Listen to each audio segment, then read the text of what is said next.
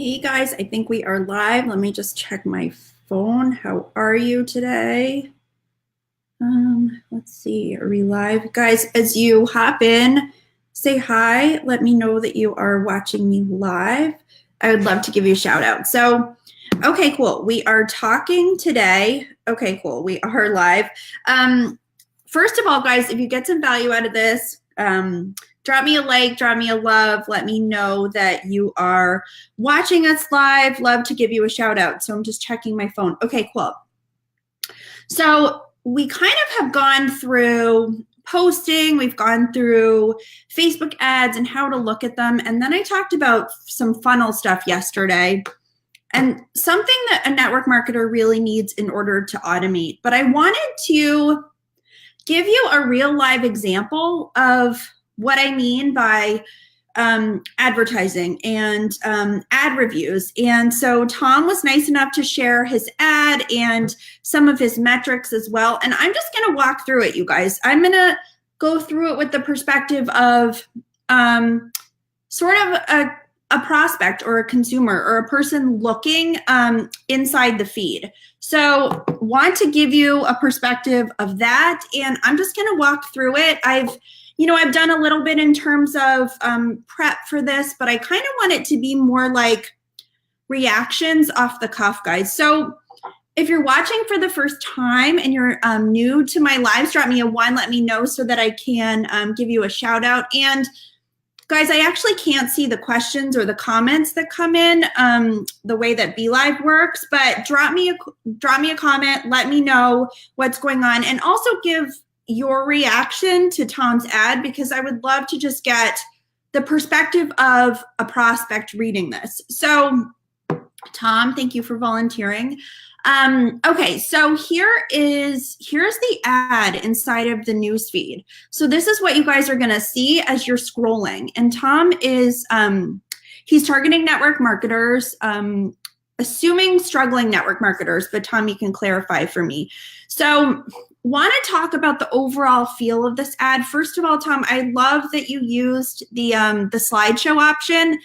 Guys, if you go back to day 2, you will notice that when I was doing the actual ad placement, there's an option for a slideshow, which is basically, it's newer in, as an option for Facebook, but basically what's happening is you can compile a bunch of pictures and Facebook will actually turn it into like a little slideshow movie kind of thing. So it's actually like watching a video in the feed, which is really cool. People love to consume video, so I think that's a really, really good strategy here. I also like the learn more button, right? Because you want to give people a very clear call to action. So exactly where they need to go to get more information from you. So that's really good. This ad has not been running for very long. It's only been running for a little over a week. So that's the other thing, guys, that you want to be aware of. You want to make sure you have enough data in order to really make a clear analysis of what's happening, right, with the ad. You don't want to turn it off too quickly. And you also don't want to run it too long, sort of hoping that it gets better or the metrics change. Because after a while, I would say after like a few weeks, you'll know how the market is responding to the advertisement. So sorry, guys, I'm just going to periodically check my phone here to make sure everything's cool and okay. So the first thing I'm going to say about this ad is looking at the actual image itself. So I love that it's organic. I love that I'm seeing a bunch of people because people like to see happy, smiling faces. So that's a really good thing. The picture might be slightly dark for the feed. And here's what I'll also say. The image is sort of the first thing that stands out for people. It's the very first thing that people see. Facebook is a very visual platform. So think about if you have a photo that's, very bright, or you're on vacation, there's palm trees, there's water, there's something that's sort of eye-catching to people, that might make people slow down a little bit more. But obviously, Tom, you can test that. But I like this so far, but it's just something to think about for everybody that's watching. Let's see. So the headline, 5 social media marketing faux pas to avoid. So The first thing I will say is I think that the headline could probably be a little bit stronger, right? You kind of go right for the negative stuff to avoid. That's okay, but avoid is not a strong enough word, right? So people look at that and they're like, oh, I need to avoid that. Okay, maybe I do, maybe I don't. It's not connecting with the reader probably as much as it could be. Now, I'm not saying it's a bad headline, but it could potentially be a little bit stronger. So what I like to do in headlines, especially if you're newer to advertising, is to do the blank without blank. So basically give somebody something that they really want without having to do something they don't want to do. And that can be a really effective headline to start out with.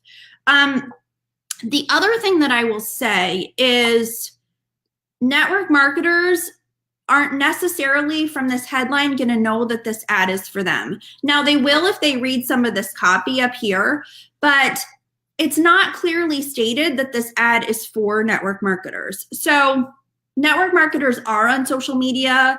Network marketing is absolutely going that way. So we're kind of getting away from all the offline stuff, which I get. But social media marketing does not scream to a network marketer. They're not going to say, oh, this is for me because it's social media marketing. So I think if you put in some language about network marketers or, call out something that's very specific to the industry, you may have more people stopping and taking a look at the ad. Sorry, I'm just looking again at my phone. Okay, cool. So that's what I will say about that. I would watch too, Tom. I know that I noticed there's an angry face on here, and you can never avoid that kind of stuff. But just watch for the negative feedback too on the ad, because that can potentially inhibit like Facebook showing the actual content, even if you are, have a healthy budget behind the advertising. So, okay, I'm going to dive into the copy, I think, and then I'll come back to some of the metrics so you guys can see. But I wanted you to have a perspective of just a live review and how this works. Okay, so Tom told me he's been tweaking this ad for a while, which is a really good thing, right? You want to keep tweaking and figuring out what's working, figuring out what doesn't work, and that's how you get better, right? So Tom, kudos to you for doing all of that. I so appreciate it. Oh, and guys, drop me, like, before I actually go kind of deep into this, if you want it, I don't know if there's interest for live ad reviews on my page weekly. I can absolutely do that if there is interest for that. So drop me a 3 if there's some interest in that, and I can do that on a weekly basis if you guys would like, if this is helpful. Okay. So the first line: stop treating every conversation as if they're the perfect prospect. They're not. Okay, so I like the beginning of this, and the reason I do is because you're sort of taking a concept and flipping it on its head, right? So you are creating some interest. You're telling people that, maybe this is not what you should be doing. Maybe what, your upline may have told you is not the way you should do things, right? So I think that's good, because what it does is it gets some attention. So think about that. Think about ways in the first line of the copy to grab someone's attention. So maybe they have a specific belief that they hold about something, and you are challenging that belief. Think about that. That can also be a really effective way to get someone to stop. Here's what I'm noticing overall, though. There's a lot of sort of fear stuff or negativity going on inside of the ad. Just look at the emojis, you guys. There's not one like funny emoji or kind of happy emoji or something that's just sort of lighthearted. And you want to think about that too, because all of that sort of impacts how people psychologically feel about the content. So I think, Tom, if you could add some like happier emojis. I know you have the heart at the end. I would try to steer towards the positive and not the negative, if that's helpful. Okay. the other thing I will say, and here I'll just go line by line. So my leaders were teaching that the 3-foot rule of offline prospecting worked the same online when prospecting and recruiting. Okay. Man, were they wrong? Okay, so that's true. I mean, but you're kind of restating what you said in the beginning. So then you're going into more depth about how they were wrong again. So we have two very negative statements, whereas I think if you could be more subtle about the upline. So maybe you're implying something that they're teaching you that's not working. So maybe you say something like, oh, did your upline tell you to do this too? And what is that doing? It's kind of implying that what your upline is telling you isn't really necessarily working or isn't helping you. What it's also doing is connecting you to the person reading the content. So think about that. I mean, you kind of want to, it's kind of like making friends with people in copy. I know that sounds very basic, but it's really like finding a common theme and connecting with that person and figuring out what their pain points are, and without even talking to them. You already know what pain points are happening for these people behind the scenes. So try to find ways that you can connect yourself to the pain that they're feeling. And what's going to happen is that the prospect is going to feel more connected to you. Okay, and then the next line, my dreams of retiring my wife from her corporate job and traveling abroad were fading fast. Okay, so I do like here that you're talking about the future and you're talking about your dreams and you're talking about what you want, which is what most people want when they're reading this content. So that's really great. That's really good. But you say, my dreams were fading fast. Again, that's a third, more negative statement. So again, I would steer clear of the negativity and try to talk about your dreams in a very positive way, what you want to accomplish, what can happen for you in your life when you bring network marketing into it. Talk about things that those people are already dreaming about. And then, thank goodness my friend cared enough to say, read this blog. Okay, so you're sending people to more content, which is a really good thing. And that's sort of the transition. But here is my overall perspective of this ad. It needs way more, you need to dig in here. You need to tell a story about something that happened to you that was really painful and how you got out of it. People need to see the progression of somebody who started out having a hard time and then they found something that gave them this big solution, right? Or a strategy to move in another direction, because that's what people really want. They want a strategy. They want to stop feeling the way that they're feeling in their business right now, because a lot of people are struggling. So I would probably add 2 or 3 more lines here about, about how you found this solution, and give people a roadmap. Tell them how finding the solution has helped change your business. And that's really, really important. So yeah, think about that too. Okay. Tom, drop me a comment. Let me know if this was helpful. I actually cannot see your comments right now, but let me know if this is helpful. I'm also happy to work with you a little bit more behind the scenes if this is helpful. Guys, this is a lot of what I do, kind of digging into copy, pain points. You really want to think about your ideal person. Who are you talking to? I'll give you a perspective of this too. I'm working with a mentor of mine, and she was asking me, she's like, what are the pain points of people that you're working with? And I said, well, maybe they've invested a lot of money and they haven't had results, etc. And she was like, okay, they lost some money. Okay, that's a pain point, but let's dig a layer deeper. And that's what you need to do in your copy. Dig a layer deeper. So she said, okay, they're losing money. Great. Yes, that's painful, but what's happening? Why are they investing in their business in the first place, right?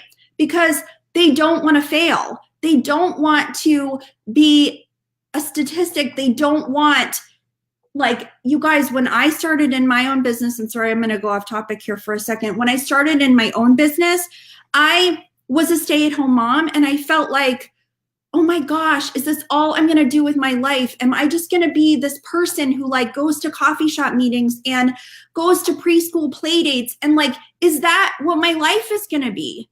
Right. And so when you're trying to find an ideal person, like, go, if you can, like, copy is about going a level deeper each time. Like, okay, so they're losing money, right? That's a pain point, but it's a surface level pain point.